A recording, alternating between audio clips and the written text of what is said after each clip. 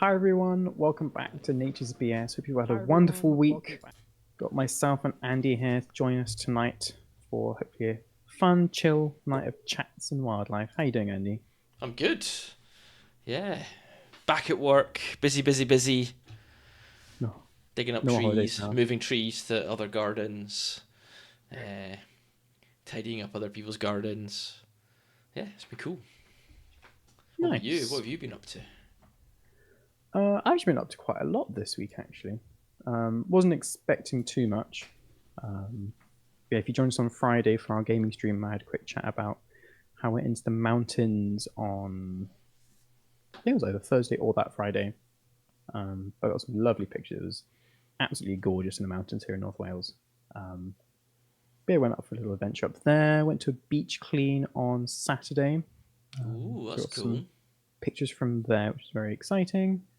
And then yeah, went to RSPB Conwy on Monday. Just a nice visit to the reserve.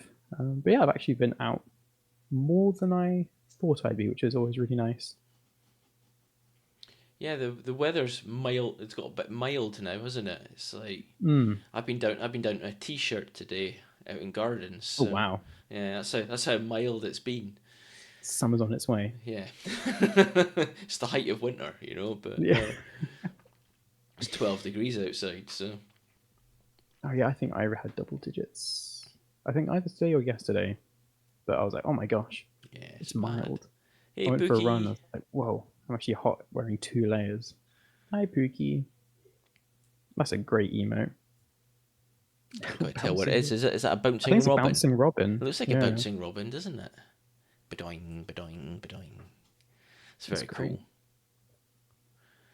Yeah. Yeah. Yeah, there's still some snow in the mountains, I gotta say, but not too much left. Does Twitch have anything against marine birds, carpets, tobacco, and a style of dance? Are, That was are, almost are, like a riddle. are you referring to our stream title, Burger Chris? All will become clear shortly of why. Ludicrous Proof knows the birds straight from the Yeah, scientific method. I am, yes. Yeah, there we go. And I bet you even know what bird it is as well, don't you?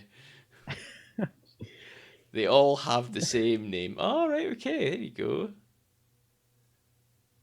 Every day's a school day. Oh, yes, yes, yes. That sounds like a quiz or something like that. It does, doesn't it? What name links the four following things? Oh, that's a fun word, Pookie. Oh gosh, Quifa Shulver? No, Skulver. Quifa Skulver. Skulver. That's a cool word. Yeah. Have you managed to be able to get out this week, apart So, from gardening? so I was out on Friday No. before the stream. I went to Sherwood Forest, so more images from Sherwood Forest coming shortly. Mm. And then, yeah, it's just been. Oh no, I went. Did I go? No, that was a different day. That was a thing. No, I think. I can't even remember what I did at the weekend. It's all 3 days ago now. I Time can't. flies. I can't remember what I did at the weekend. Nope, it's gone. Memories And out of him. and then I went to, and then yeah, I've been back at work. So since Monday, Yeah. so the last 3 days, been outside every day. I've been watching lots of Robins, Bouncing Robin by the talented at Brian Shake 83. That's cool. Brain Wow. Shake 83. Sorry, not Brian Shake Oh, the 83. dipper. The dipping dipper. I've seen. I love the dancing puffin. I remember seeing that on Friday. That was great. From I think it was Pookie. Basically, it means crested or tufted great cormorant. Ah, That's fun. Oh, the gull one as well. That's nice. There are some wonderful emotes. some people are very talented. Hmm. Very Can't wait talented. until we get our own emotes. We're Yes. only 7 followers off. Our Seven little goal meter says followers. 6, but we're actually 7. Get all your Um, friends to follow us, folks. we start getting channel points, Yeah, so you can start redeeming bird sounds. Oh, it's going to be again. incredible. Again. in a quiet time. There's been a distinct lack of bird impression or just animal impressions over the last almost year. Yeah, since March, isn't It's it? sad. So Plus, almost our first birthday. it That's come is. around quick. We're gonna have to do something for our first birthday, aren't we? That's been a big stream. Yeah. Do something for our first birthday. I don't know what it will be, but we got to do something. We'll figure something out. See what everyone thinks we should be doing, and then have a big mashup of that. At the end, raid out to California Burbs. That should get you a few, and they are a lovely crowd over there. Yes, Birdicris, thank you. And if they're live, please remind us to do a raid at the end. We forgot last Wednesday to do a raid. We did one on Friday though. Yes, that We went was over nice. to Old Look a Birdie, and that was very cool. Hey Barnacle, can Hi, we have a Barnacle. guessing game of burb or cake for birthday times? That's a great idea. Burb or Oh, cake? we each have to Hmm. make like a. Well, I say each make a cake or a bird, but that's not gonna work. Um, yeah, that's a cool idea. I like that. Hmm. Pin the tail on the cake. Bit messy. Um, Get one thing I com- want to say is, yeah, thank you everyone for all the feedback. I forgot to mention yes. around New Year's, I put out a little poll just to get some feedback from people, and we had some great feedback, which we all very much appreciated because we want you to enjoy the viewing experience as much as we do. So, Yeah. whatever will help you with that, we will try to implement as much as possible. Yeah, we want the stream to get better, and your feedback is vital to help us do so. So please keep it coming. Yes, that link, I have pinned it in the general chat on our Discord. So even if it's now, a week, a month, whenever you're struck with inspiration for anything you'd like to see implemented or anything to do with the stream or community at all, please put it in that form. Thank you very much. Cool. Right, shall we crack on and do I think we shall. our wildlife encounters from the last week? Let's go for it. Who wants to go first? I'll go first. Can I go first? Go for it. It's okay Go if for I it. go first. Cool. So, like I said earlier in the stream, I went to Sherwood Forest and I saw some really cool stuff. I'm going to start off with quite a common little bird. So common, in fact, especially at Sherwood at the moment, I must have seen 40, 50 of these birds, all different, all in Wow. different areas of the reserve. And it is the wonderful little dunnock. Look at the gorgeous little dunnock. I was thinking maybe blackbird or something like that. No, Oh, that's no, lovely. dunnocks. Like honestly, there was like 5 of them in one area. Like I was just stood there, and there's five Wow. of them. I could turn around, I could see 5 different dunnocks at the same time. I've never seen so many. Hmm.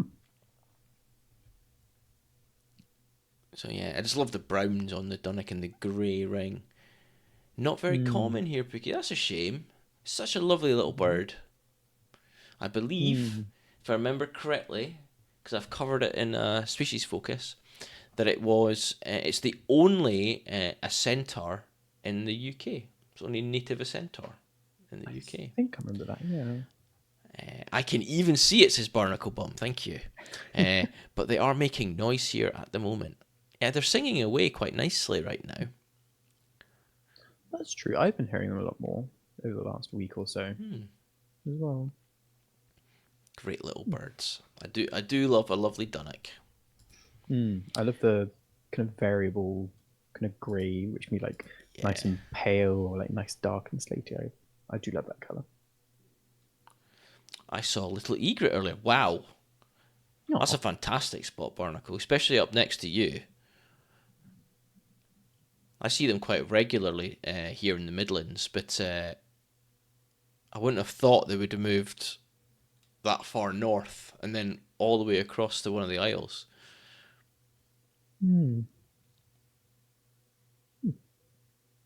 Great birds too, little egrets. I even had time for a photo, but my pocket was jammed. oh, it's posing and everything. It's typical. That's what it is. It's typical. Like say, I go to people's gardens and I see some amazing things. And do I have my camera with me? Of course I don't. I'm working. And Yeah, I was like, I'm out for a a run or phone something. isn't good enough because it's not close enough for a phone. But yeah, it's just some of the stuff I've seen in people's gardens. Like I remember last year, I was sat in the back garden, doing a little bit of work, and then all the pigeons in a tree just got flushed out. And I just looked up Mm. instantly, and I was like, where is it? Where is it? Where is it?" And the red kite just flew over the top of my head. And it was so close, I felt like I'd reach out and touch it. And if I had my camera on me, I'd been like, click, click, click, click, click. But no. Lots of birds started showing sign of spring being around the corner. Yes, I've heard that today, Mm. Pookie. So many birds started to take territories and all that stuff with their singing. They used to Mm. be rare here, but the odd one sticks around. One kicks about around one loch by work. I usually Oh. spook it, but this time I had time. Robin singing, of course, but I've heard great tit starting up. Yes, great tit for me today was the big one. And it was doing it for the 2 hours I was in this garden. I was just sat in this tree, just peeping away. It was amazing. Oh. I think I had a chaffinch singing this morning on my run, which was really nice to hear. Chaffinch, yeah, beautiful. Mm. Great Great spotted spotted are are drumming drumming. non-stop. Yeah, I'll have to get up to Sherwood again soon and don't know, to be fair, I might actually go to the woodland just around the corner from me and see if I can, because I know great spotted are there at this little woodland because I've seen them there. So I might Mm. actually go there and see if I can find them. A little video of teals. Oh, cool. No birds shouting in the wind for me, just a pile of geese huddling in the shore. That's cool as well, though. Geese are always nice to see. If you can type. Mm. Cool. Anyway, my second bird is again another very common bird that we probably all see on a regular basis, but I do love photographing these birds. That's the lovely little robin. Can't get on with the robin. No. I've got two pictures of robins. Just trying to hide behind that stick. It is. It is, but I quite like the stick being in it because it kind of gives you something that frames the Mm. robin. It's a nice like crooked shape as well. Yeah. I like Even that. more so on my next picture. Oh, So my next robin picture. multiple robin pictures. Ta-da! This one's off roofie. You tell it was quite No. cold this day. It was like -3 or something like that while I was out. Very round. I wonder if you could predict, like, have a really rough scale of temperature depending on how round garden birds are. Pookie's called it a borb instead of a burb. That's That's good. definitely a orb. That's brilliant. It is quite round, isn't it? Yeah, I feel like taking away the tail and the head, that's like a proper tennis ball kind of Yeah. thing. Yeah, very cool. Hmm. Oh, Pookie saw some wood pigeons mating. That's nice. Now you see, that doesn't surprise me because wood pigeons just try and breed all year round. They're a bit nuts that way. Hmm. The perfect emoji, yes. So bouncy. Yeah, Cool. definitely feel like that is the same Robin from the emote. Hypnotized. Stare into the Robin. Cool. Gonna move on to my next bird. And it is a lovely little blue tit feeding Aw. away.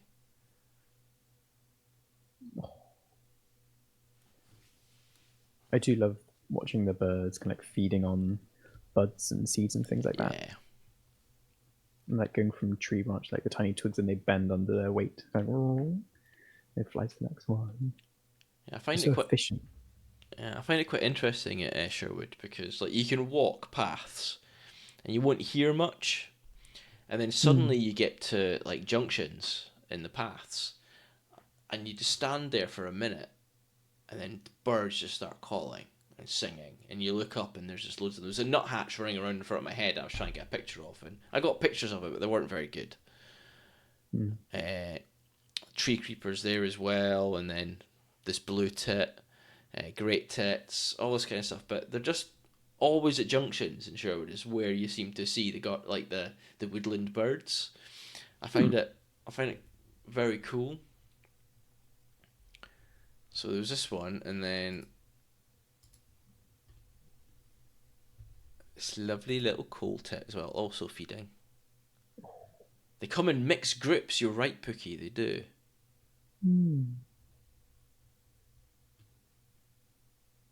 I like that one. Really nice to be able to see the kind of like The mohawk on white the top. stripe, yeah. I like the fact that you got the white patch on the back of its head.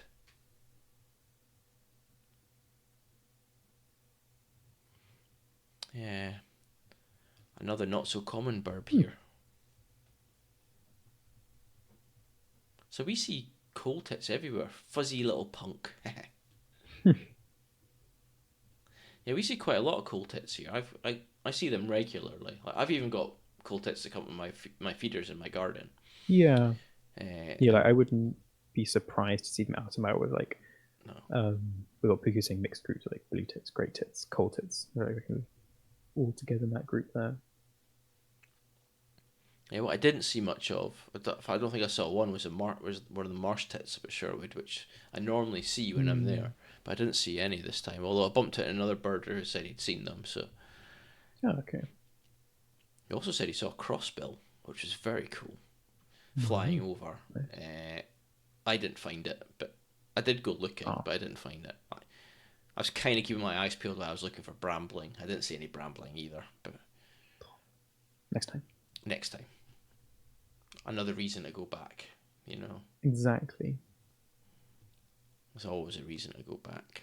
But yeah, we'll bring the blue tip back up because Barnacle said it doesn't look it's holding on too much.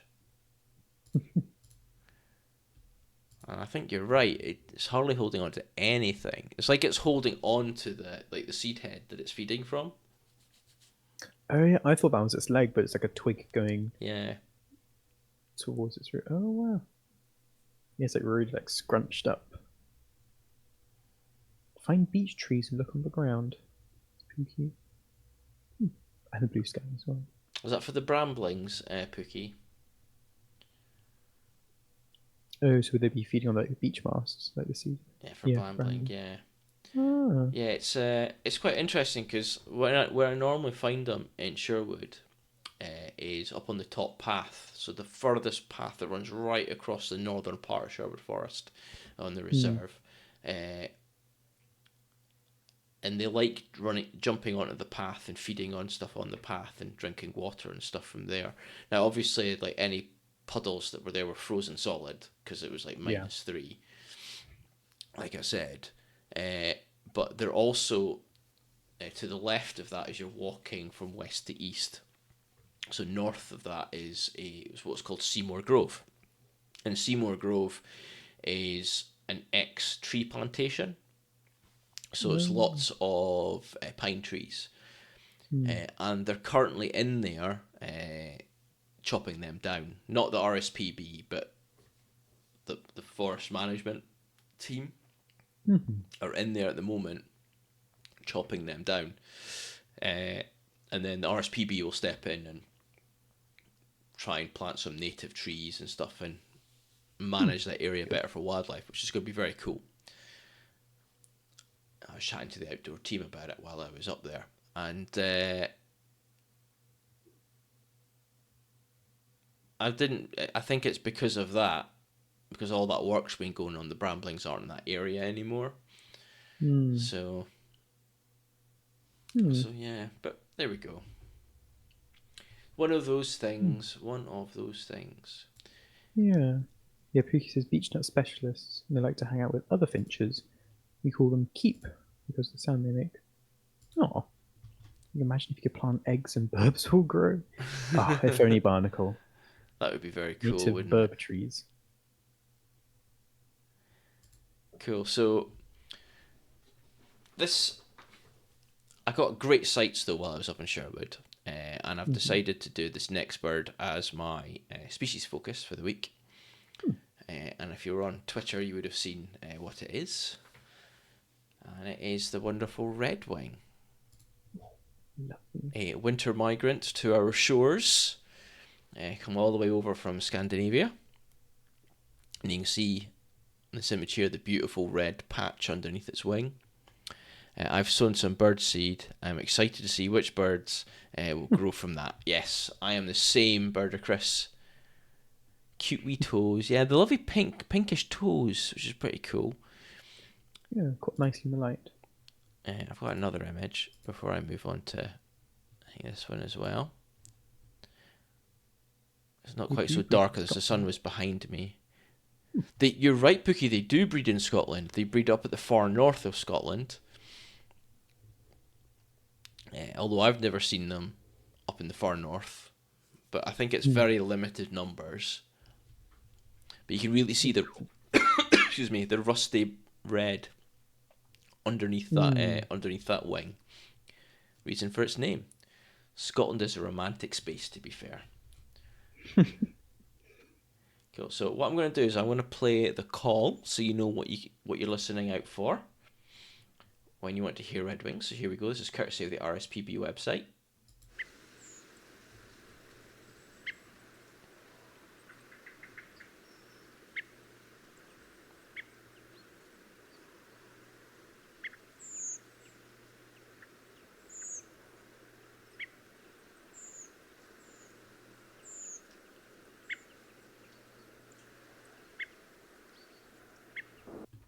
There we go.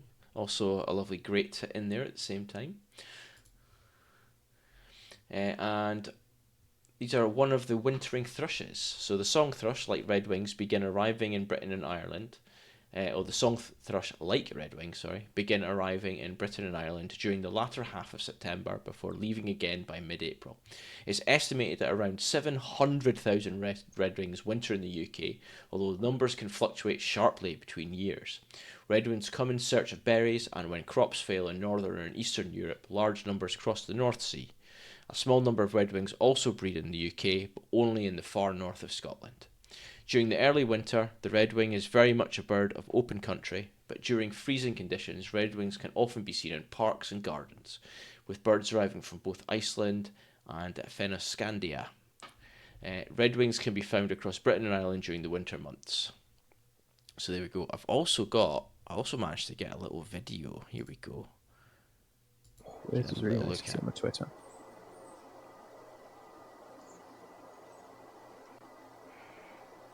I do love the way thrushes feed.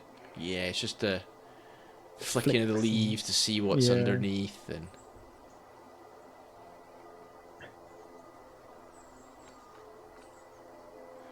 so these are what I found when I was looking for bramblings. So fantastic find, even though I didn't find bramblings. Yeah. Still lovely spots. So Nice winter productivity and sunshine too. nesting.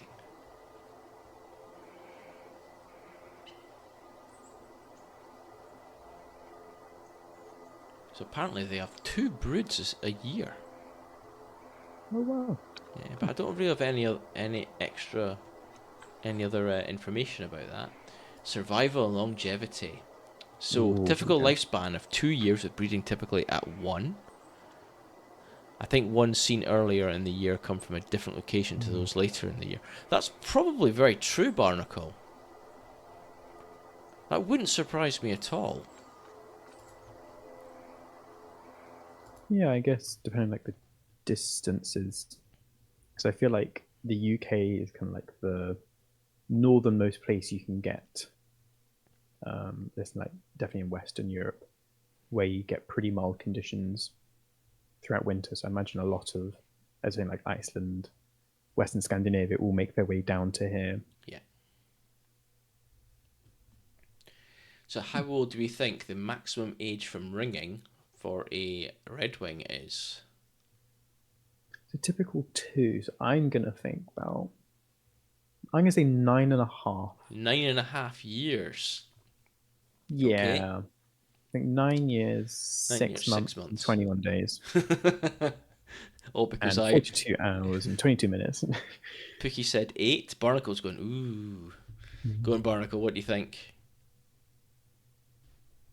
I do love these bits. It's great fun.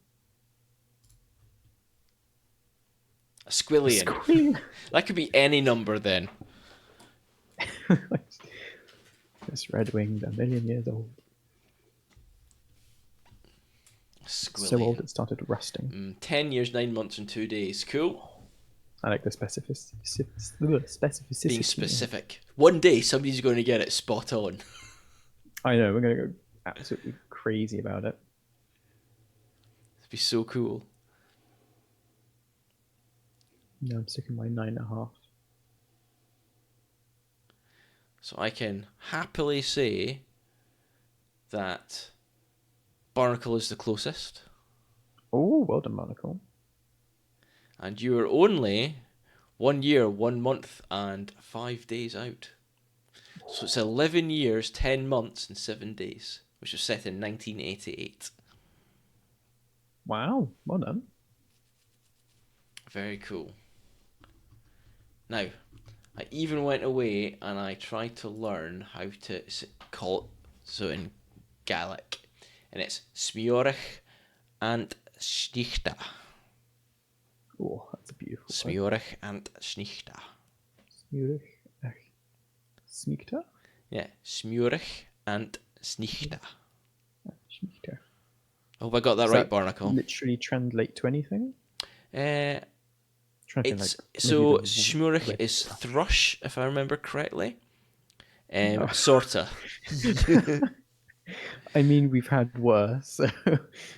Yeah, so Smurich is thrush, and then Mhm. Schnichta, I think, is something to do with red. I can't remember.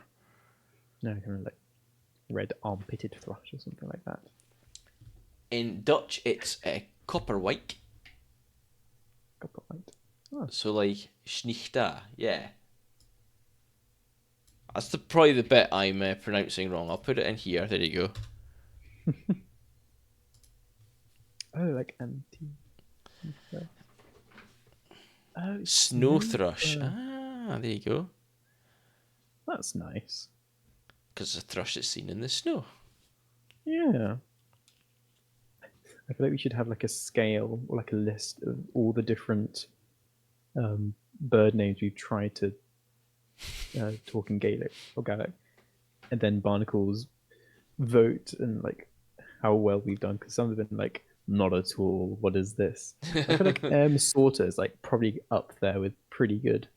Stop bastardizing it, Andy. It's your native tongue and you don't know how to speak it. Doing our best. Yeah, so I'll try it in Welsh, which is Coch dan Adain. Coch dan Adain. Oh, Koch is red, so I'm not sure it's a Dane. I'm going to assume that Adain is. I don't know if that's a literal pronunciation, a literal translation as well, because it's a Dane thrush, a red thrush. Dan Adain. I wonder what that is. Maybe.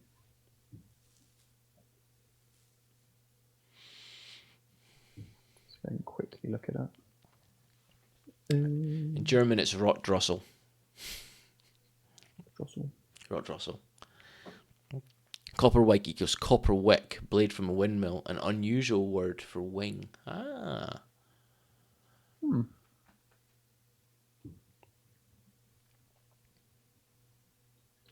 That's very cool. So that you've gone with the word copper instead of red. That is cool, actually. I like that. Because it does have a very coppery hue to it, doesn't it? Hmm.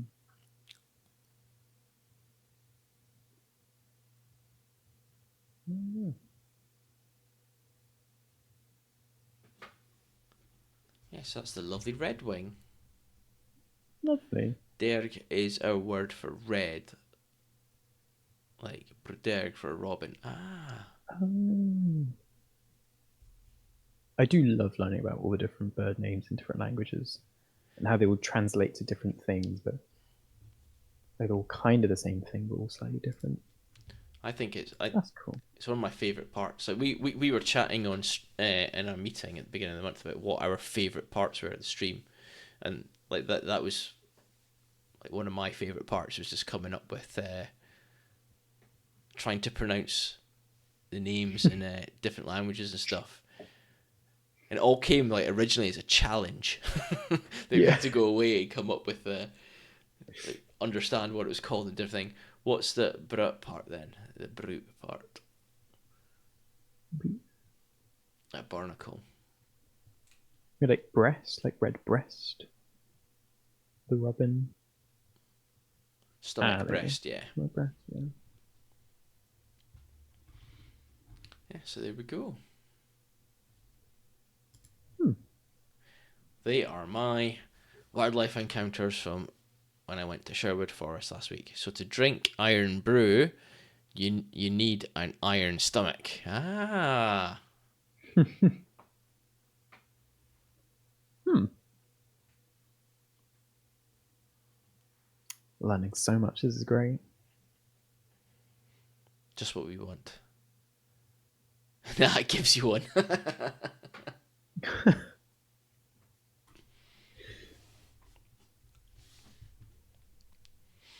Cool. Right, your turn. Yeah, I'll go with my stuff. I'll start with my snowy day. So I'll go for my stream picture. Can't come up with different types of them, but yes, this was last Thursday or Friday. I can't remember which day it was, but got a bus up into the mountains and just went for a nice stroll. Um, and yeah, it was just lovely. I do love the snow, and it's been probably the best snow, definitely the last 3 years or so that I've been here, around here in North Wales. So down on the coast, nothing really. We had like a light dusting one evening, but up in the mountains you had like probably good 6 inches in like the base of the valley where I was here. But then up at the top you'd have like some of the drifts are like 3-4 feet deep, and like I go up to my waist in some of them, which was great fun.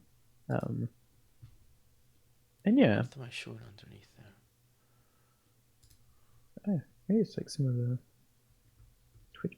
Oh, but yes, good crunch. Oh, it had some really good crunch because it was a bit old by the time I got up there. So you had the fresh snow, which had partially melted and refroze overnight. Had a nice crusty top.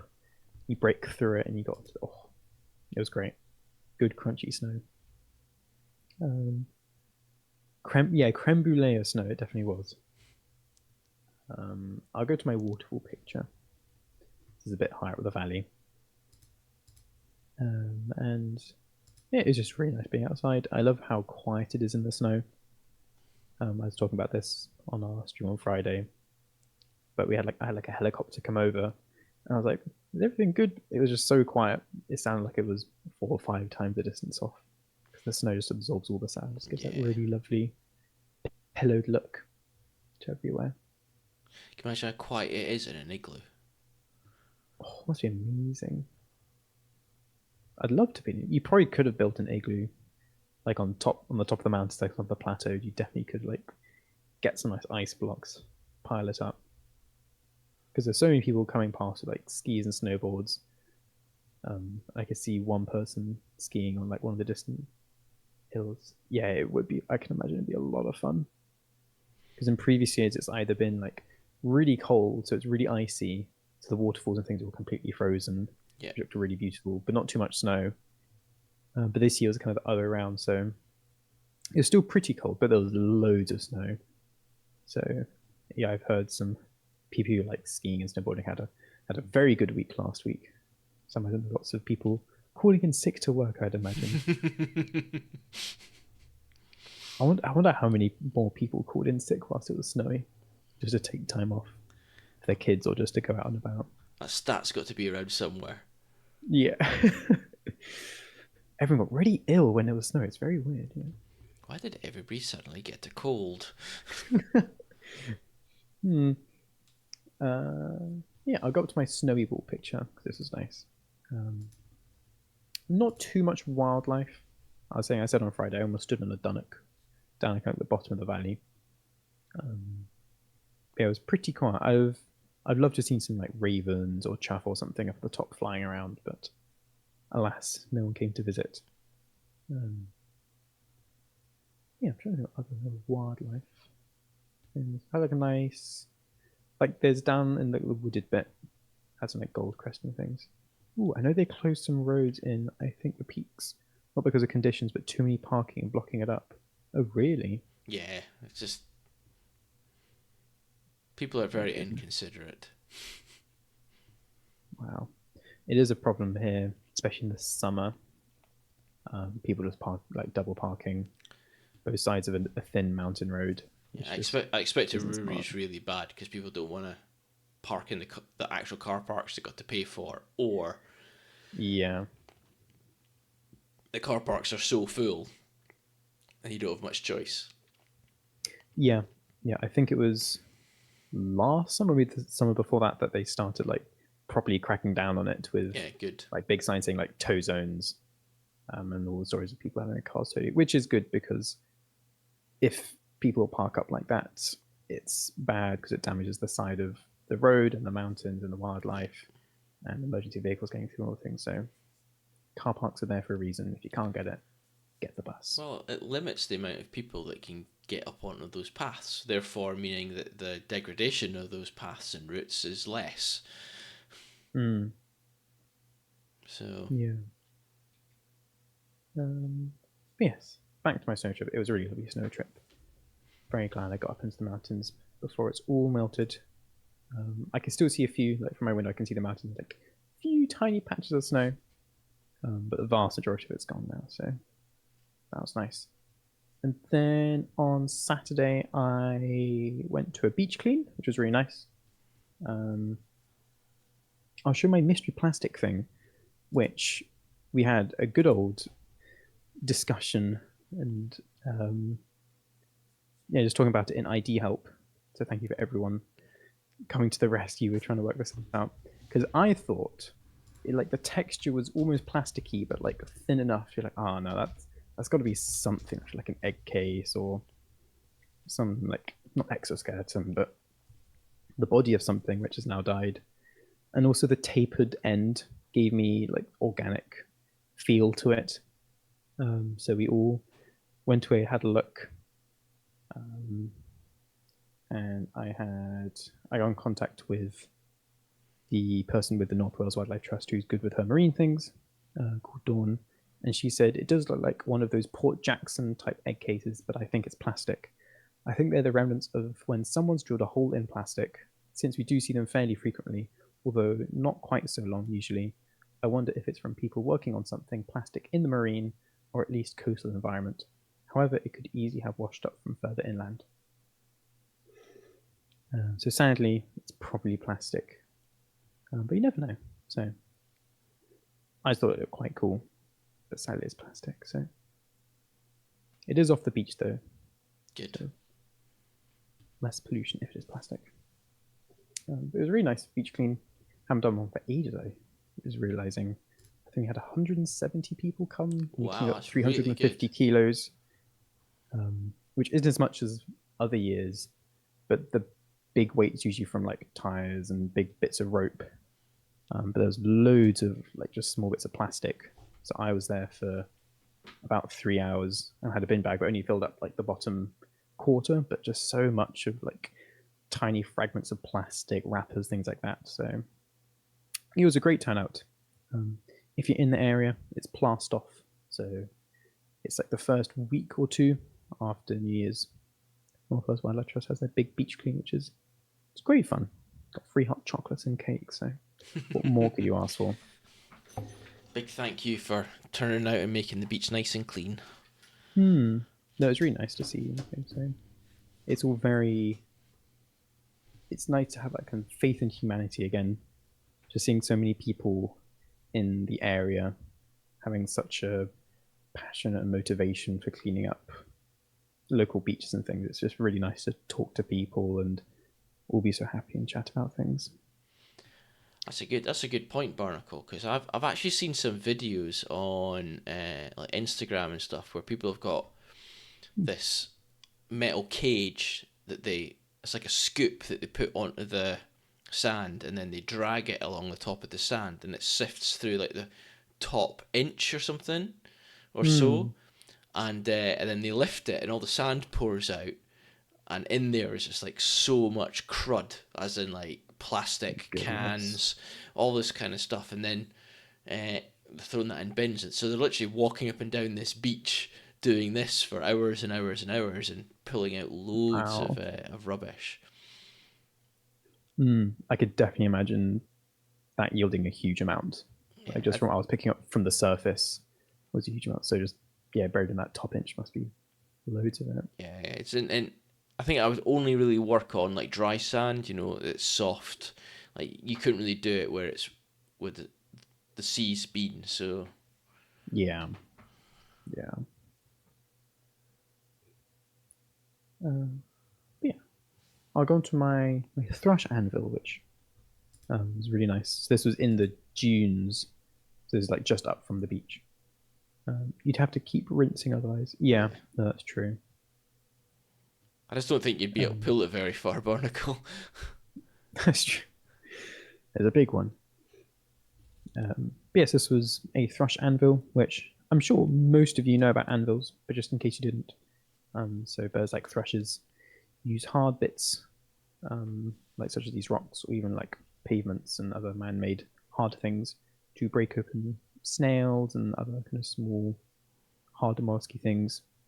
Um, and I always love finding them because I feel like stash from the thrush and knowing it's been there semi-recently at least. This was a small rock in the dunes, a pile of, I think it was brown banded and yellow banded snails, all a bit bonked up on the side. It's interesting. It's kind of dropped them all in the same place. Like there's one to the top as well, but all Hmm. of them are on that bottom right hand corner. Yeah, so imagine kind of like came in, did the same action like flick, Yeah, peck it out, and then maybe just rolled into the bottom bit. Hmm. But yeah, if you just, it's like woodlands and parks and things. If you ever find like little rock with some snails next to it, then it's like, oh, it's a little kitchen of a thrush. I always love finding them. And then yeah, I'll go into my spotlight as we're here. Another thing that I found, or that someone else found, that I came across on the beach was a random leg with a ring on it. And I have that ring here. ooh, Ta-da! Actually, does anyone want to guess what whose this ring belongs to or belonged to? Because I could show the number that's upside down. Da-da-da. Oh, if you could read it, that might be hard to read. yeah. I can't quite read Um, it. It's not quite focusing. but yes, maybe if I can like hold it up as my hand. There's the ring there. So it's a pretty chunky ring. If anyone wants to have a guess at what bird this came from, it is a fair size. Yeah, it's definitely the biggest ring I've seen, but I haven't really done any bird ring at all, so I haven't been able to see that much. But it's found. We just found a leg with the ring on it, so it was probably the best part of the bird, which could have washed up for scientific purposes. Um, Anyone have a guess of what bird this belonged to, which is now my species highlight? Which I don't think we've done on the channel before. Don't think. Any guesses? It's a heron. That's a good guess, actually. I think I forgot to take a photo of the foot. That probably would have been. Ah, yes, Pookie. Maybe it is the stream title. Yes, it is the bird which we can no longer put in our Twitch titles. But yes, it's Phalacrocorax aristotelis, which I am butchering the English pronunciation or the Latin pronunciation of. It is the shag. So I realized I don't actually have a very good picture of shag. So this is my picture here, and you could tell it's a seabird, probably a shag slash cormorant, which I took back on Skoma. So for the purpose of the spotlight, there is a second picture which is from the Wildlife Trust, which is not my picture. It actually shows you what the bird is in more detail. But I wanted to talk a bit about the shag today. So shag. Da-da. So shags are very much a coastal bird, breeding exclusively around our rocky shores during the summer months and not moving very far during the winter. It is a substantial leg find, yes, Barnacle. I was very surprised to find such a huge leg in a ring, so it's very special to find that. Shags have a long, thin bill, peaked forehead, and a small yellow gape, which sets it apart from its close cousin, the cormorant. Shags can be seen in large feeding flocks, sometimes numbering in the hundreds, when birds at the back of the group will take off and fly to the front, the whole flock moving forward in this way as they catch the small fish that make up their diet. Shags nest in loose colonies and there have been several studies in these. Ringing data show that it is quite a long-lived species. As we're talking about it, shall we go to its survival and longevity? Do we want to have a guess at the maximum age from ringing of the shag? So, typical lifespan, this is a seabird, so they're quite long, is 12 years, with Wow. breeding typically at 4. Okay. Um, So the oldest bird we've had on so far has been the oyster catcher at 41 years old. hmm. What was Okay. its typical? I Remember can't its typical? remember. I can't remember what the oyster catcher's typical was. I want to say it was around 12 as well, maybe. Yeah. Ooh, 42 is So okay. barnacles gone gone well here. I think it's slightly older. I'm going to guess around 50. Whoa. Okay. Any other guesses?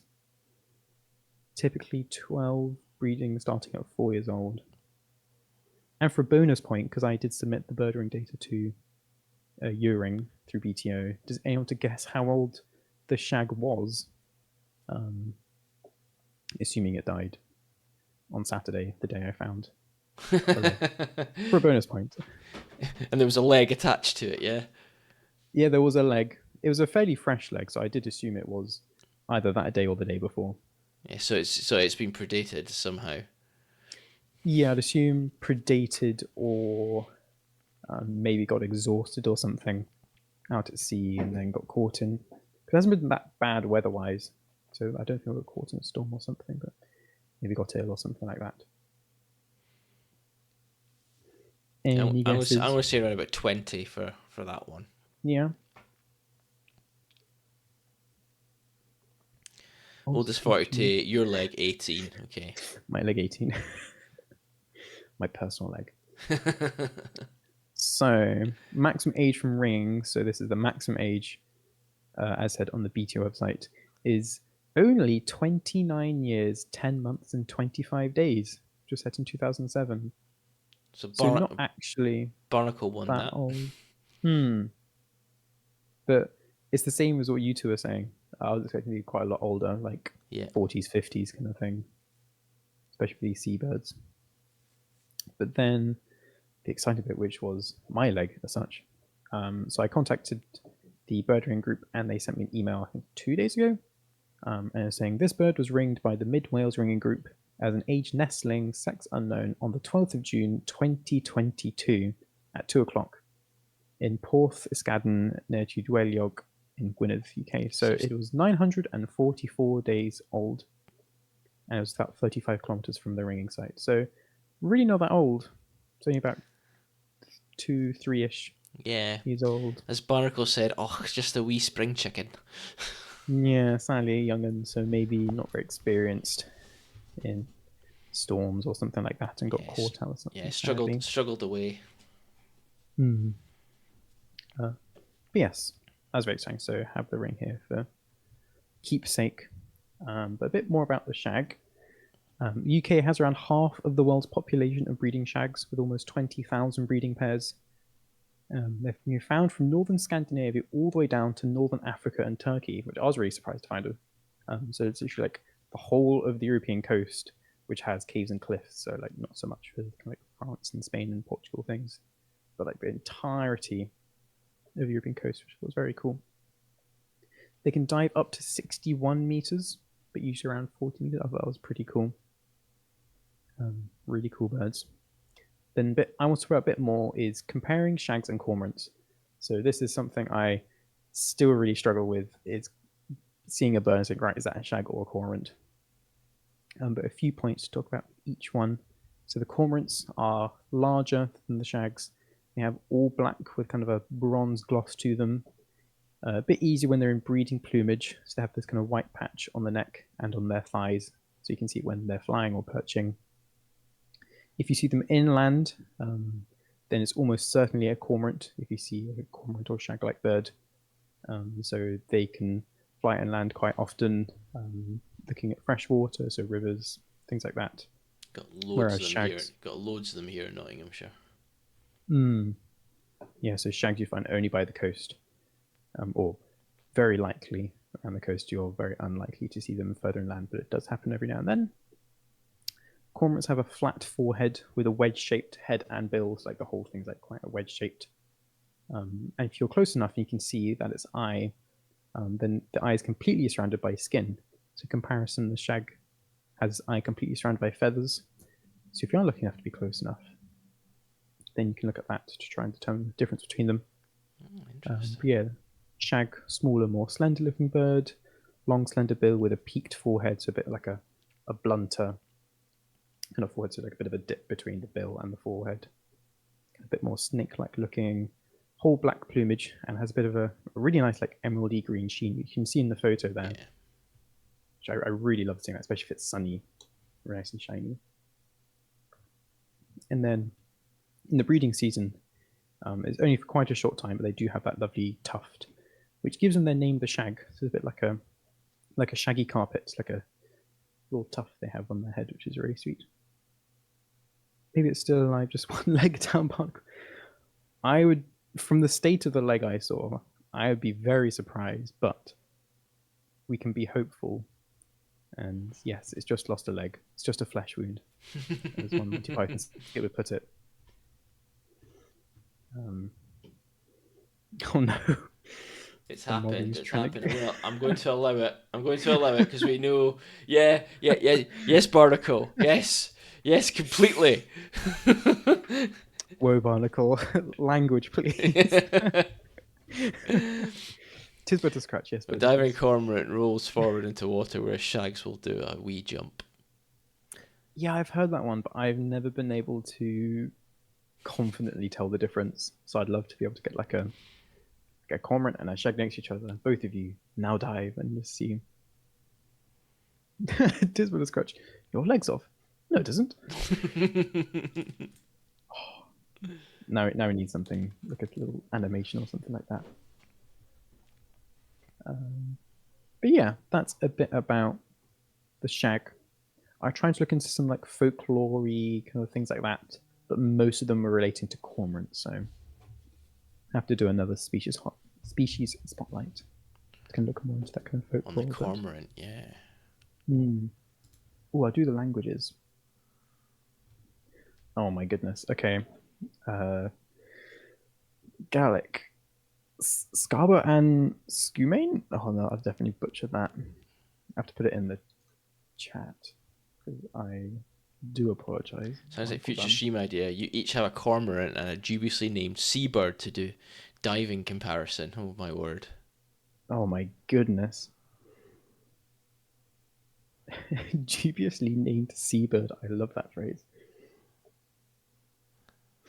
But yes, that is in Gaelic.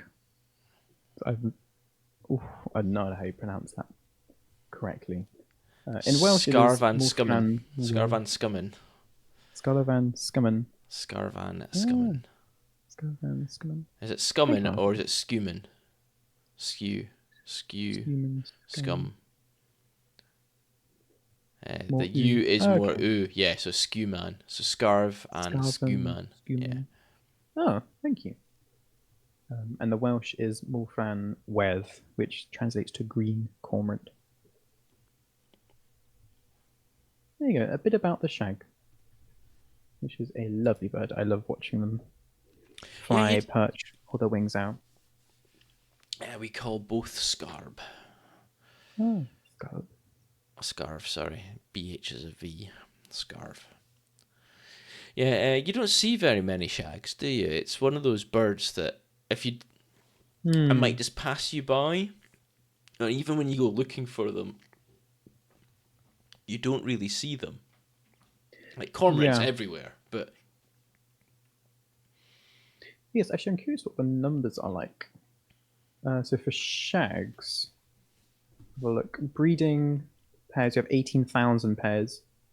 in the UK with wintering 110,000 total wintering here. So I think you do get some that move down from like northern Scandinavia Yeah, coastlines for the winter there, and we kind of boost our numbers up. See if I can quickly check how many cormorants. Because I think there are more cormorants um, than shags. BTO, yes. So for shags, we had 18,000 pairs, and cormorants, only 8,900 pairs. Okay. So it's twice as many shags than cormorants. really. So that I Yeah. find interesting because, like I say, I Hmm. I would have thought it'd be the other way around. Same. Same. That's very interesting, actually. Hmm. Shall Maybe we there's like have movement differences or something. Shall But we yes, you have a go. little look at some of your pictures now from the wildlife encounters? We've had some. Oh, every time I say this, but it's just so nice seeing people's pictures and little stories and things. Makes my day just reading through it. Yeah. So this is You can see my today. full This is in the today stone. from Nathan.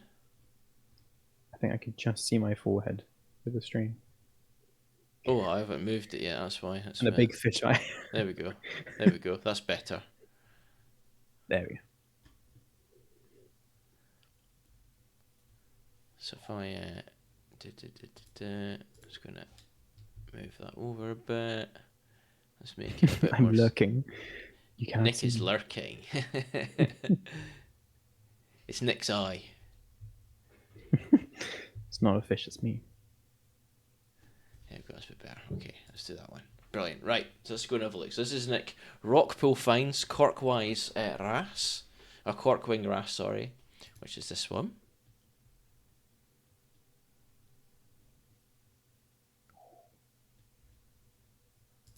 And then So cool. this is awesome, this picture.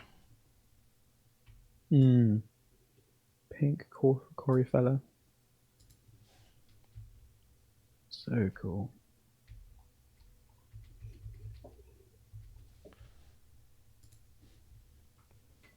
I really feel like the little composites he does, which if you follow him on Instagram, he kind of posts on stories and things. But it's like all the different things he finds put onto one picture. You could definitely sell as like a poster or like a phone background or something like that. Just so high quality. It's really impressive. Yeah, this one just They looks are like striking. it Yeah. looks like a grain of sand. You know, I know you can see sand around it and stuff, but it looks like it's a grain of sand. It's the horse muscle. Yeah. Yeah, striking against the dark background. Well, it really is.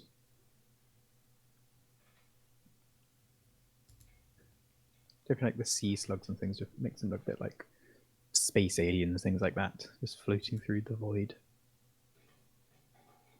Green bootlace worm, green ribbon worm, twin striped ribbon worm, side gilled sea slug, shagrug nudibranch. My favorite name is sea lemon. The last one. Is it? Yeah, I think it does look like what a lemon would look like if it's been left in the sea. We've got some from Pookie here.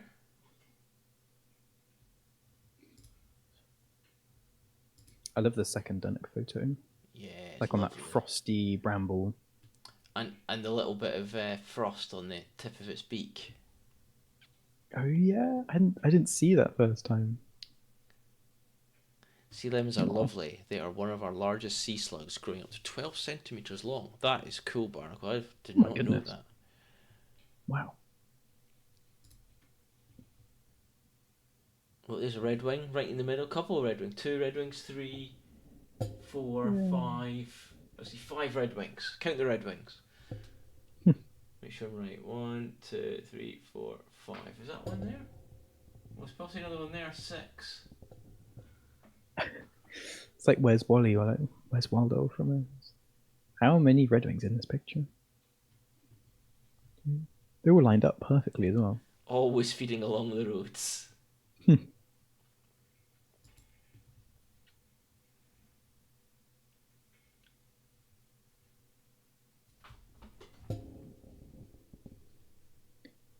So I would woodpecker, that last I one. think that's a lesser spot. Looks almost like a papaya with a beak. That kind of like reddy green It's color. a middle spot. Middle spot. Thank you. Ah, middle spot.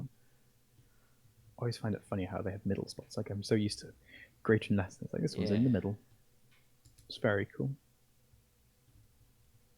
Awesome. And then another photo of the five bearded. What's it called? Five bearded rockling. That's Mm, just awesome. so cool. From Nathan. Beautiful copper, red bronze colour. It's lovely. Some more from Pookie. So we've got a nuthatch, a buzzard, and then a long distance hawfinch coming in. So here's a lovely little nuthatch. So nice on the mossy tree as well. Moss.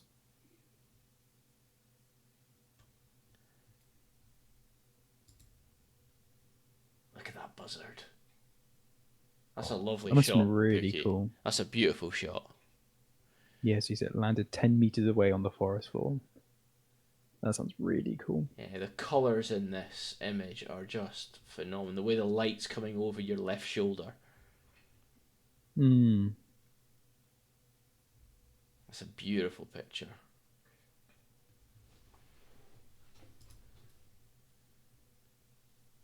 That's more of an Andy pick. It's trying to hide behind the foliage. Yeah. The eyes as well, just so vibrant and striking. And then there's the hawfinch. Still a bird I've not seen as a hawfinch. Same, I'd love to see one of them. I love like shrikes and hawfinch and things. Pookie pills. I'm like, oh, so cool. Some more rockpool finds by Nathan.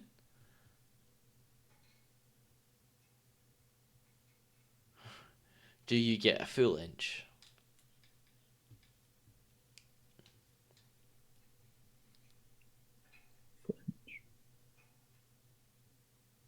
I think that's a joke, possibly.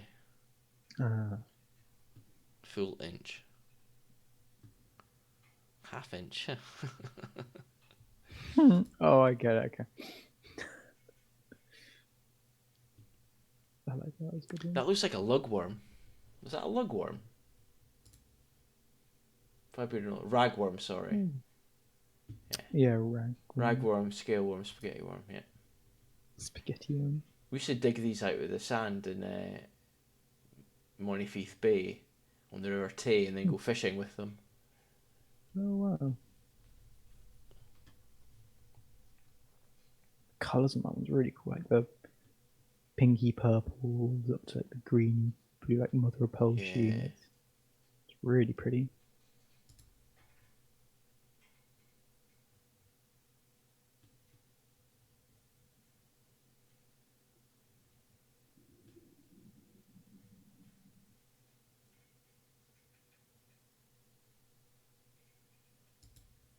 Lugworms are more clunky looking. Yeah, they just look like big fat, like earthworms, lugworms if I remember correctly. They're huge though. Oh, even more from Nathan here. Look at this. Now that's cool. Hmm. Someone's Polocera Norvegica? The blue and the yellow on Norvegica? that is just. It's a pure black background. Hmm. I feel like that's one of the things which, if you show that to like the general public, they say, no, you don't get that in the UK. It's far too colour. That's like Yeah. coral reef kind of things. So pretty. Look at that Tiny eye. guys. The eye on that is just looks like it's lit up. Hmm. It's the eye of Sauron. That's what it is. It's the eye of Sauron.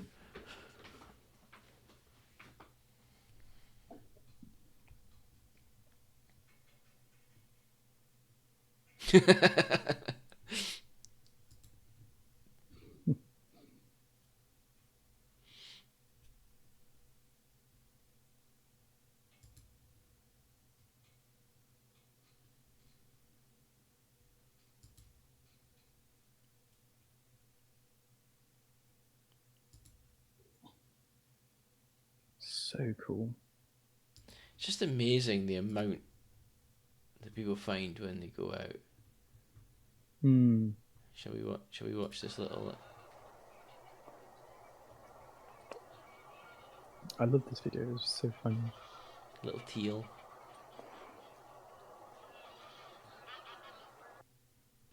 Yeah, that clubbed hydra was And you got one that's sticking its bum out, like, so hello.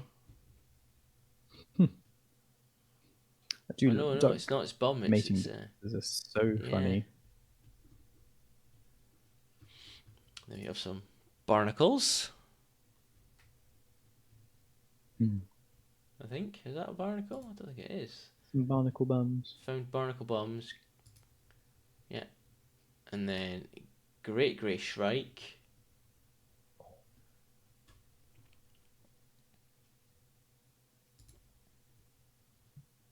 Really want to see a shrike.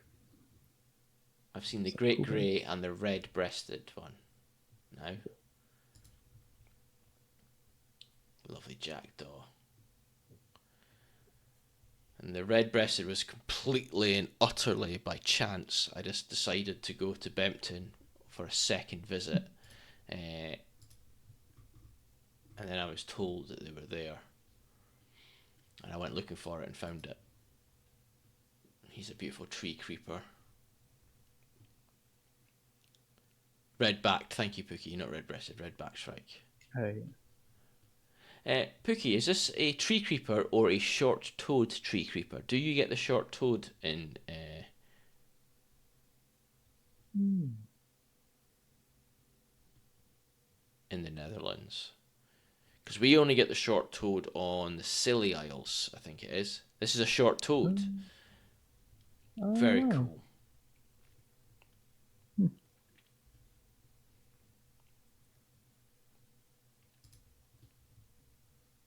There's a crested tit. Look at that. What a crest.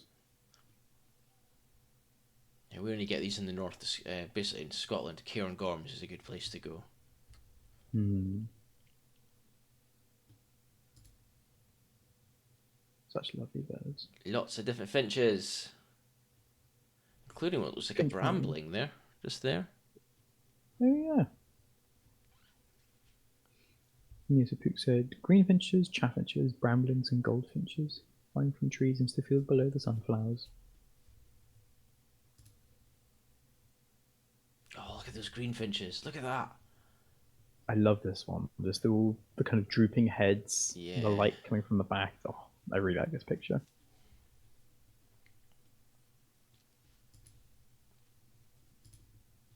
Right. We'll do this lot here and then we will stop there. This goes back to the 10th. So, gorgeous starling in winter plumage. Lovely. Ooh, a little blue tit. Anyway, I assume that's like a tree bud. It's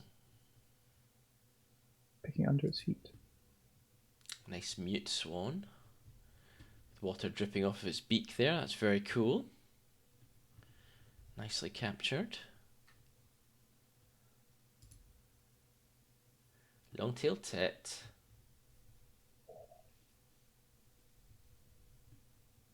Lovely soft lighting on that one. I really like that one a lot. Ooh, a nice goldfinch. There you go, gold crest. Goldcrest, sorry, thank you. Not goldfinch. Angry looking one. So it's got spikes coming out the top of its head.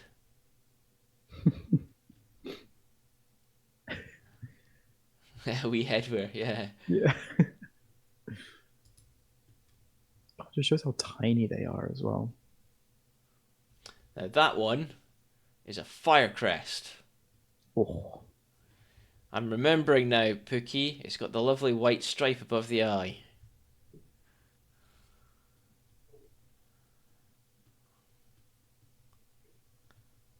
think I'll ever forget that now.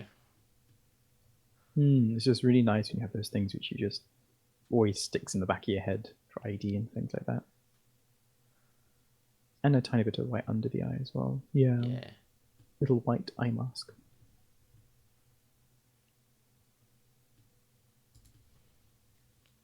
There it is again. That actually shows it really well, doesn't it? Yeah, a lovely front like portrait. Like I got a picture of a gold crest the other day, but half of it was blurred. I was like, Oh, oh, just because it was moving so fast. They just don't sit they still long enough never to. stop. Yeah. Flitting and jumping from one spot to the other. Yeah, the crest is an orangey red instead of a yellow. Hmm. See, I find it interesting because having never seen a fire crest, it's that thing of you see it in the pictures, but you don't really get it until you see it in person. Yeah. You know what I mean? Like until your eyes have actually seen one, then you go, "Oh my word, the color change is completely different." Definitely. That's a great spotted.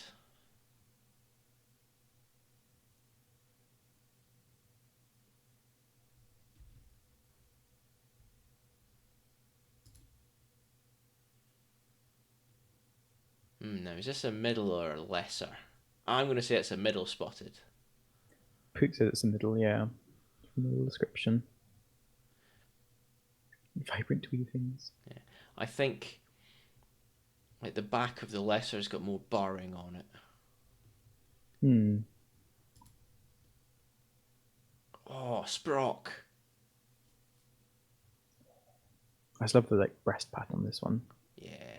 Or just all sports. Something that's so pretty. That kind of mottled but slightly like barred look to it. Really nice. Oh yes, also no red on the belly. Middle spot. Back to the starline. Cool. There we go, folks. They were yours.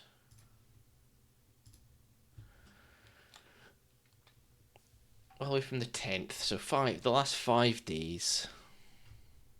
What a good 5 days it's been. It's been fantastic. Hmm. It's a lovely wildlife. It's the most wholesome, nice scrolling experience. Yeah. Cool. Shall we move on to news? The news, yes. You can go first this time. Shall I go? Okay. I got some good news. Good news, everyone. It's a very short one, but it's some nice news. Yeah, nice selection. It really was. Really nice selection. This mine's a very short BBC. It's a video just for short description, so we can watch the video. And these are beavers that have been spotted for the first time in the Avalon marshes, which is really nice. So beavers have been filmed in the Avalon marshes. The animals have been living in the River Bue for some time, but staff at the marshes said it was the first time that they've been seen on the Somerset Wetlands National Nature Reserve. Natural England has asked people not to try to find the beavers as they were a protected species and should not be disturbed. Cool. Let's put the video on. Yeah, so they've been spotted in a nature reserve, which is great news. Having a good scratch. Those funny looking things. I still find it so not odd, surprising that we have beavers in this country. Yeah. Just grown up my whole very short lives compared to other people and things, but yeah, it's just weird to have beavers in our country.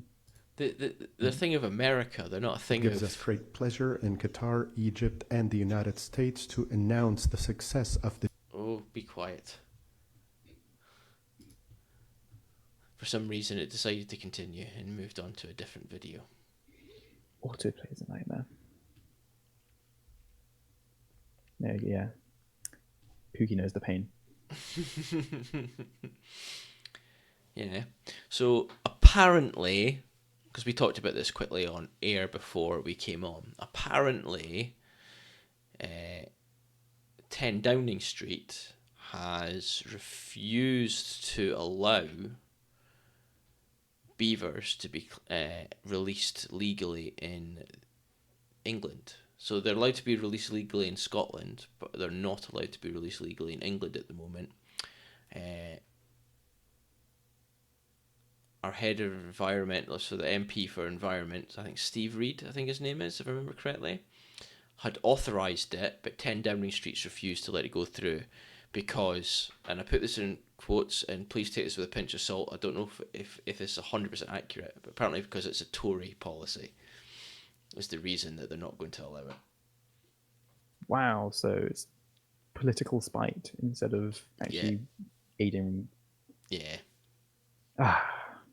I love politics. So I'm going to try and see if I can find out more information about that, but it'd be interesting to know what's going on. Yeah, I'm curious to know. Like, I hope they get like a bit more pressured to come up with an answer, which isn't just yeah, because they did it and I don't like them. Yeah. Like, I hope they have a bit more of a.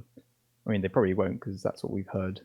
But I just hope they either try to defend it a bit more and they can't, so they revert it, or just something comes out of it. If I was to look at it cynically, I would turn around and say, because they're allowed to be released in England if they're in an enclosure. So we've had them released in London, wetlands in London, but they'll be in a large enclosure so you can't get out. We've got them up at Idle Valley in Nottinghamshire.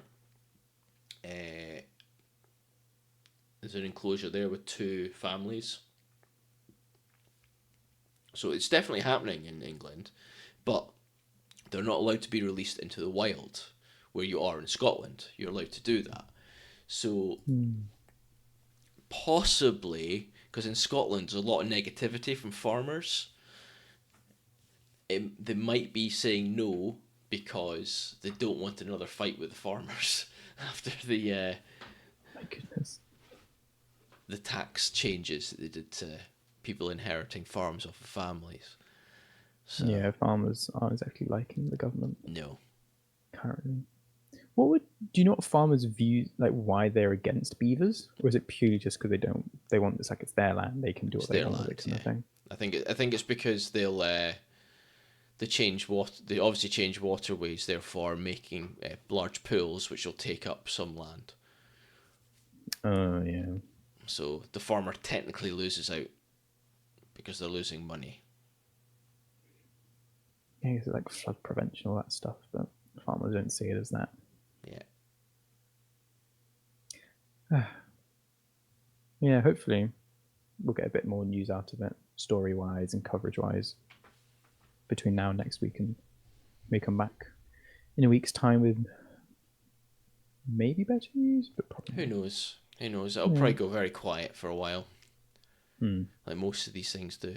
And to be fair, things turn very, very slowly. But at the same time, there's been a team of people, lots of individuals and groups and stuff like that, fighting and working really hard for beavers to be released in the wild in England. Yeah. And if it is spite, because that's what I'll classify it as, spite. Well, the Tories did it. The Tories put this forward. We don't want it to happen. If it is spite, then I think that's ridiculous. Maybe it's trying to win back farmers' respect and their favour as such, maybe, but possibly. Yeah. There we go. Oh well. Anyway, We'll moving on. So last week I obviously had a little bit of a rant regarding my trip to Crombie when I saw the pine marten and all the dogs that were running around off Leeds. And then literally after we finished the stream on Wednesday, I found an article on bird guides regarding dog walkers and a little thing that was done across in Australia. So here it is here. A little article here. It's called Fenced Dog Parks Could Help Protect Wildlife. So new research has investigated the motivations for owners either keeping their pet on a lead or letting it off in natural areas, and suggested the creation of dedicated dog exercise space as a solution. While taking a walk with their pet running free is a source of joy for many dog walkers, letting a dog off the lead can have negative impacts on wildlife. Dogs are predators which can harm or disturb native wildlife and habitats. This can be through direct pursuit of wild animals or inadvertent damage to vegetation or nests, while entering water in natural areas can lead to the pollution by skin applied medication. So apparently every river in the UK has like a lethal dose of like tick and flea treatment. So there we go. A team led by Jasmine Packer from the Environment Institute at the University of Adelaide set out to understand the behaviour and motivations of dog owners walking their pets on and off lead in the Wirraparinga Brownhill Creek Recreation Park, a biodiversity hotspot in South Australia. This was done by conducting open-ended interviews with dog owners,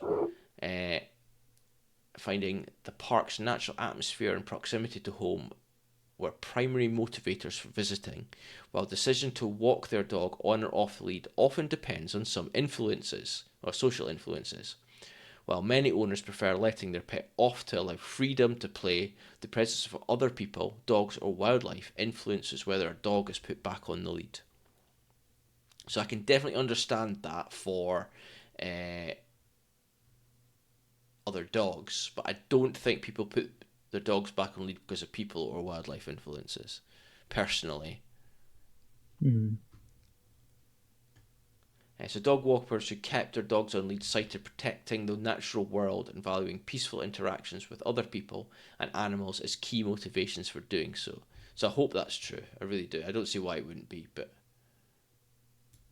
the researchers said that social norms have a strong influence on behaviour, with dog walkers likely to keep their pet on a lead when they see many others doing the same. Trying to enforce obedience of signage and local rules does not seem effective in increasing compliance. That's because people are defiant, isn't it? So Yeah, they have no consequence with them personally, so why do they care, kind of stuff. yeah. So in conclusion, a community-based approach is needed, supporting dog walkers' desires to balance wildlife protection with the needs of their pets. They put forward the idea that providing enclosed natural dog parks could allow owners to exercise their pets off-lead before instead of entering nature reserves, minimising the need they might feel to let their dog off in sensitive areas. Policymakers can use social norms to encourage more people to keep their dogs on leads in nature reserves, allowing people, dogs and wildlife to coexist. We have been toying with the idea of having dog walking volunteers to our other site to deliberately go walk there with dogs on a lead, and so set a good example for others. That's a good idea, Birdie Chris. I think that's really a good idea. interesting. And this, what do you call it?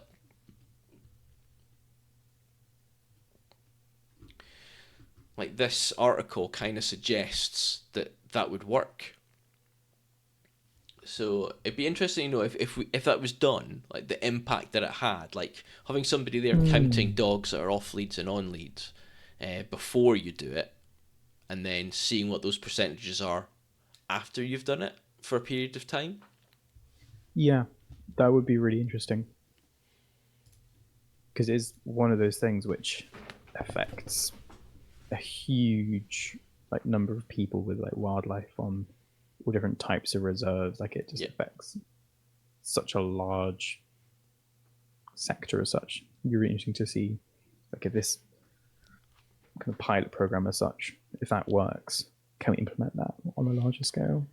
Yeah, I think like I said last week, I don't blame the dog, I blame the owner.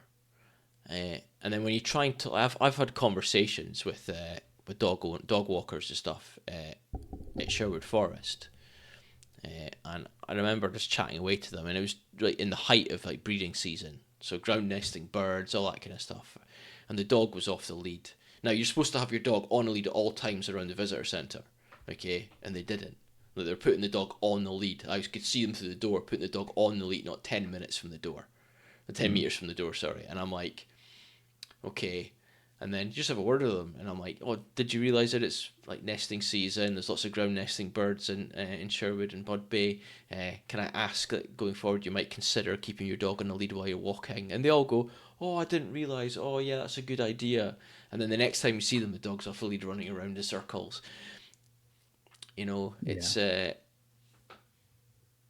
either they don't listen, they don't take it in, or they just don't care. Yeah. Yeah. It's so frustrating. You know, and especially like, people who just don't care. And I think a lot of people would care if they understood what was happening. Like the reason they're walking their dog in a place like Sherwood Forest is because it's beautiful. You know, it's the same at Crombie. Like, Crombie's a stunning place. I love walking around it. It's great. And normally, you bump into the odd dog walker. Like, it's not constant like it was on Boxing Day for me. But Boxing Day, it's really busy. People have always tried to burn off their Christmas dinner from the night before. That kind of thing, you know what I mean? But when it's every single dog that I saw that day was off the lead. Every single one of them. And you're like, right, okay, that's a bit much. And you're actually in a nature reserve. It's a country park, but it's a nature reserve as well. You know, they've got wardens. They do, like, I can see the bird survey points and all that kind of stuff. And you're like, right, okay, so they definitely look for their nature here. Like, they've got a red squirrel population that they try and look after. I've seen pine martens there. You know what I mean? It's all these things, and you go, people are running their dogs around, and the argument from the dog walker could be, oh, you've got all that stuff with the dogs here. And my argument back would be, imagine how much more they would be. Yeah. Like, they're not here because of their dogs, they're here despite of their dogs. Yeah, and it's like, I'm not asking you not to walk your dog here, I'm just asking you to put it on a lead. And that's the only change. And I know at Frampton, having been at Frampton, like, there's areas that you cannot take your dog into. Like, the vast majority of the reserve is, like, dog free. Like, you're allowed to, I believe, Burgess, please correct me if I'm wrong here, you're allowed to walk it your dog along the seawall, is that correct? But you're not allowed to take it into the reserve itself, down the wall. If you tell them there's a dog eating weasel to loose, they might keep them on a lead. He's like, I saw one here yesterday as well. Right? We already had 3 dogs missing this week. It's awful. They only target loose dogs because they don't like the taste of the lead, so they don't eat them. Yeah. Public road through the middle sea bank is fine, and around the wetlands trail, but not to the hides. Yeah, okay. Makes sense. Yeah, because all the like the wetland areas are actually fenced off. And then when you actually head towards Centre Hyde, there's a ditch on either side as well, isn't there, Burger Chris? Then again, Frampton is the sort of place you don't need to be in a hide to see good stuff. You're right there. In fact, sometimes being in the hides is a detriment. I've definitely seen my best stuff when I'm just walking around. Yet another reason to visit Frampton. Yeah, I agree, Barker. I really liked your post today on the Discord channel for 2025 bucket list, and it says presenters Nick Cat. I thought that was amazing. I was reading through, I was like, oh yeah, like some mammals, some birds. Oh, that's cool. Presenters. Fingers crossed. It's been a good year. And the purple heron, honestly, Burger Chris, if there's a purple heron spotted at Frampton, okay, you've got to get on Discord straight away. and ping me, and I will be there as quickly as I can. Oh, yeah. I'm curious. Like going back to what you're talking about with like the different sections within one area, like the nature reserve, with some dogs allowed there and some not. Is it quite like has it been quite what's the right word? Like has it worked kind of thing? Like has it been that there are dogs here and there aren't dogs over there? So I'm curious, like when do dog owners like read signs and things, and when do they not? Is it only when they're not allowed dogs at all that they actually listen, or is it only when dogs have too many? It's like, oh no, no one will mind kind of thing. I'm curious if you've had any problems with dogs being in non-dog areas.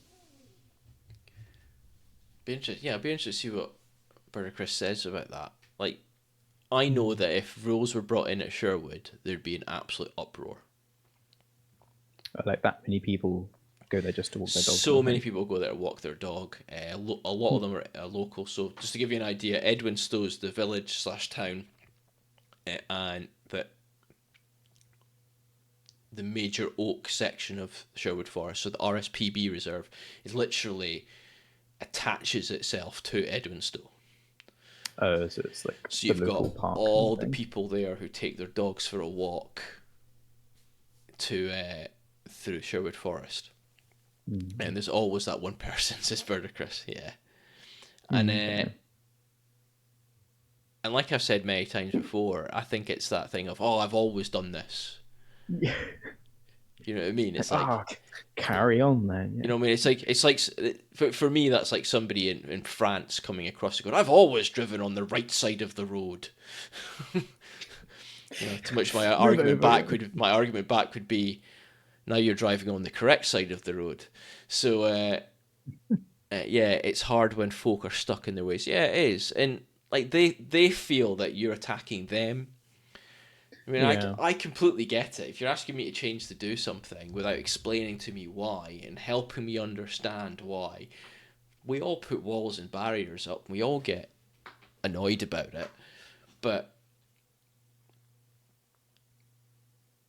sometimes these things need to be done. Like, so apparently in Australia, they've either brought in or they're considering to bring in a law where you're not allowed to have domesticated pets in nature reserves or in their national parks or something like that. I don't know. Obviously, this article changes that. It's a recreation park, not a national park. So maybe that is in the case. But like, you're not allowed. How big is Frampton? Asked Pookie. That's a very good question. But yeah, it's like Sherwood's massive. I don't know how big Frampton is in comparison to it. But the walk around Sherwood is like 4 miles. And that doesn't include Budby. You know what I mean? It's sizable. Add Budby into that, you're probably doing 7 miles. So. There's one thing I did, which was put a picture of an actual dog on notices directed at dog walkers, because text doesn't grab their attention, but a nice picture of a dog does. Yeah. Yeah, it's like up here in like Ododi with all the sheep grazing on the mountainside. Lots of like footpaths and things have like a picture of a sheep that has been attacked by a dog. I imagine it's like partly like pictures grab your attention more than the words, and also like graphic things to make you go, "Oh my goodness, maybe I'll read that sign" or something like that. Because it is a awfully common thing, and it is horrific what happens to the they sheep found the outdoor team last year before I left Sherwood. They found a deer that had been ravaged by a dog. Yeah.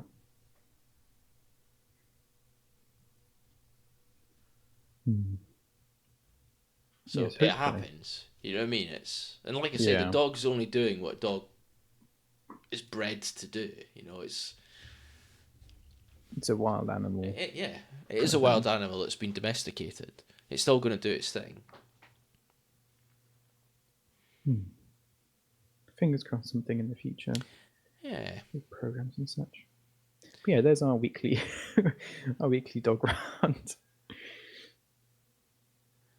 think I dogs say, feel like, they might be happy for the lead. myself and my partner, we're looking at getting a dog. So at some point, I might have a pooch walking around with me while I'm looking for birds. Give them a tiny pair of binoculars. Put binoculars on its head so it can see the birds too. That'd be quite cool. It'll probably spot them before I do. Like, on your left hand, you're like, what? Yeah. We could rant about cats. We could, Pookie, you're right. You could definitely rant about cats. Although the cats that come into my garden are absolutely useless, so they just sit there looking at the birds, don't even try and take them. I guess on the topic of cats, there was that story which we briefly talked about on Friday with Michael and Pookie about the Scottish. Oh yeah, the Wild lynx. Was it? It was the lynx. Sorry, yeah, the the lynx. lynx. Because that happened, like, was it the day before? Oh, that's like Thursday or maybe like Wednesday evening or something like that. But... Yeah, so 2 were spotted on Thursday. Was it Wednesday evening? And then was it Tuesday or Wednesday that were captured on Thursday? And then 2 more were spotted on Friday and captured that evening. And then unfortunately, one of them passed away from the second pair. One of them passed away on Friday night, which is such a shame. But you can just imagine the stress and the stress that they went through.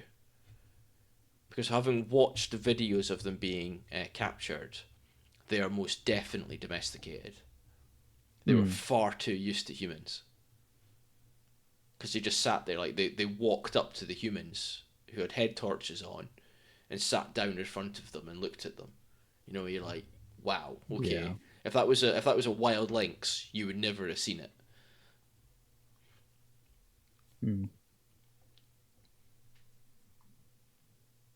But yeah, such a shame. They said the cats were showing signs of starvation. Yeah, again, that doesn't surprise me either. Because they don't know how to hunt. They've never been trained how to hunt. Their parents never showed them how to do it. You know, someone's just put a bowl of food out for them, probably. What surprised me more was the fact that the bedding that was found near them had porcupine quills in it. Oh, really? Yeah. That's really weird. Yeah, I guess what does that mean? Like, what does that shed on the whole process and stuff? Probably somebody who had these has porcupines as well. Maybe it was that place in Bath that I found that had a porcupine. Wow. Which is such a weird thing to find in Bath. But yeah. And because I did a bit of looking into it, and there's been a few videos on YouTube and stuff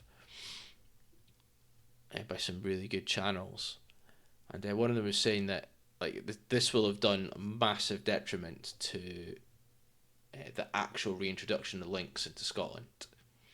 Well, did you see the link I put on Discord? Oh, which one, Birdicrus?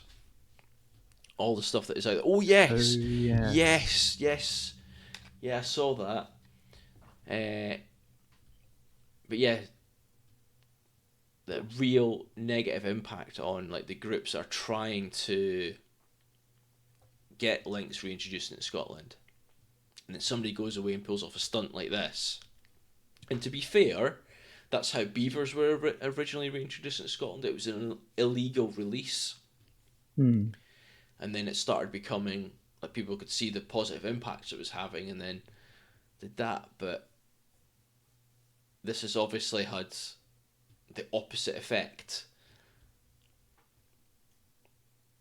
So hopefully it will happen. Hopefully it will happen in our lifetimes. Yeah, fingers crossed. Even if I never get to see one in the wild, I would just love to know that they're there. like Scottish wildcats Yeah. that have been re-released in the last couple of years. I'm probably never going to see one in the Cairngorms National Park. They're very elusive. Mm. But the fact that I know that they're there is fantastic. Yeah. You never know. True. That's I feel very, like, yeah, very with the true, Barnacle. recent government not even wanting beavers released, I feel like, yeah, Apex Predators is going to be a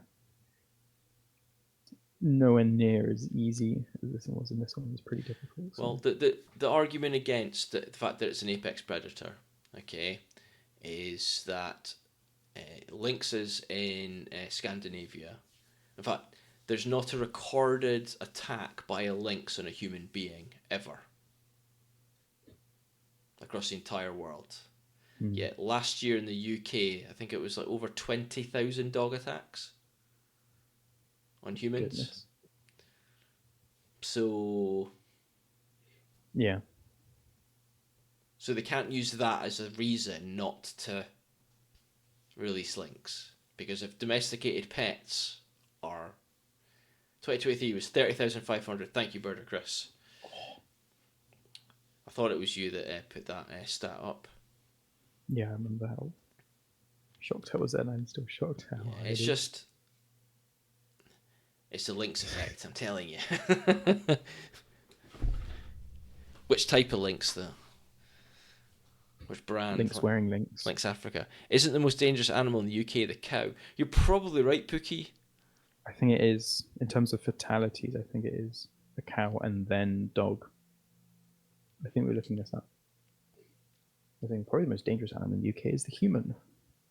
But that's I think we've taken ourselves out of the animal kingdom now. yeah. I think people don't see themselves as animals. Yes.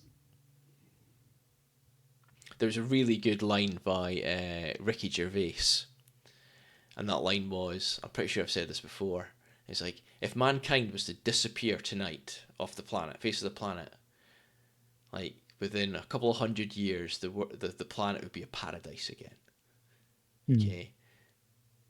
If bees were to disappear off the face of the planet tonight, within 2 to 3 years, there'd be nothing living on the planet. We're not that important. Yeah. We only make stuff worse, really. Farm machines for the global effects. Can't tell if you're talking about humans or cows. Probably both. Assume cows.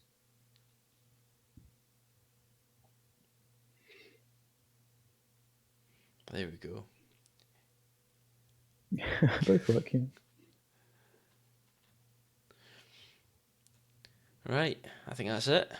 That's overestimating bees, to be fair. Lots of other pollinators, but I digress. Yes, you're right, Birder Chris, but it is like you think about it. It's that we don't really have a positive impact on the environment by being ourselves.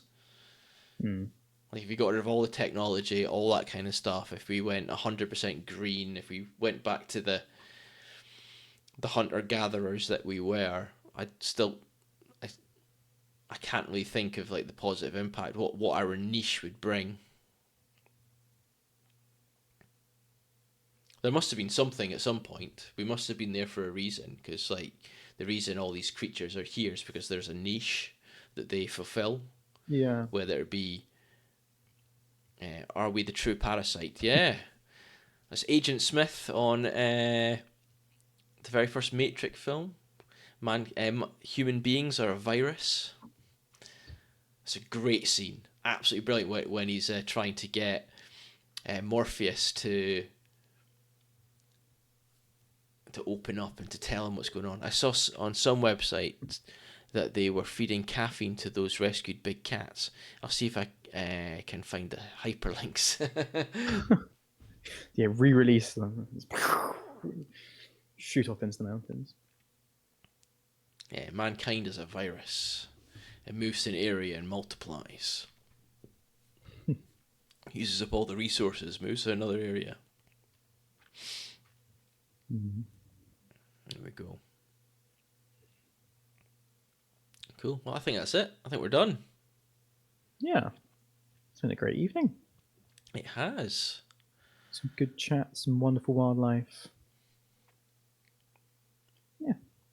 What are you doing the next week or so? I don't know. I definitely want to get out over the weekend to a reserve somewhere, or even just go for a nice walk. I might get up super early on Saturday and go to there's a little woodland trust place just up the road from me that I go to occasionally, just on the other side of the M1. And I can walk there if I want to. It'd only take me like half an hour. And I might go there and see if I can hear and then therefore find some great spotted woodpeckers, which would be quite That'd be nice. Or I might try and find another place to go other than that, just to... I've been planning my trip to Nep Wilding for this spring summer because I want to see turtle doves this year, so I'm doing a bit of planning for that. And That would be cool. Nep Wilding's my best chance, I feel, of seeing a turtle dove. So that'd be very cool. What about you? What have you got planned? Going out tomorrow, volunteering with Wildlife Trust, doing some chainsawing, which will be fun. Up at one of the bogs they have in the mountains. So encroaching conifers, taking them down. Then hopefully get out at the weekend somewhere. Cool. But nothing really much apart from that. Yeah. Yeah. So what's happening for the rest until we see each other again? So this Friday, you're not free, so... No, I'm not available this Friday, sadly. Just be me playing Raft. We're back stuck on the open oceans, trying to survive, so please join me and see how I get on. Plenty of sharks. Yeah, Bruce the Shark is still chasing me. And then we'll be back next Wednesday with Kat, with lots of more wildlife encounters and species focus and news and stuff like that. Might see if I can get a quiz as well for that. Oh, a quiz would be cool. Try and do that. Yeah.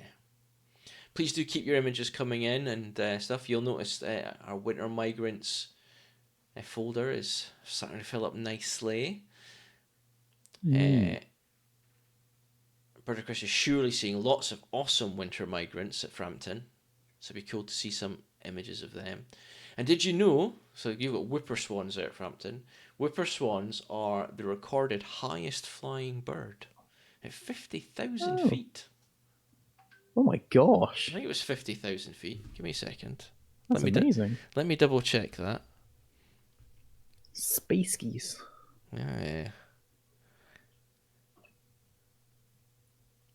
The whipper swan. Oh no, not 50,000 feet. It might be, but whipper swans join us for the winter from Iceland are some of the highest flying migrants. Airline pilots have clocked them at 8,850 meters.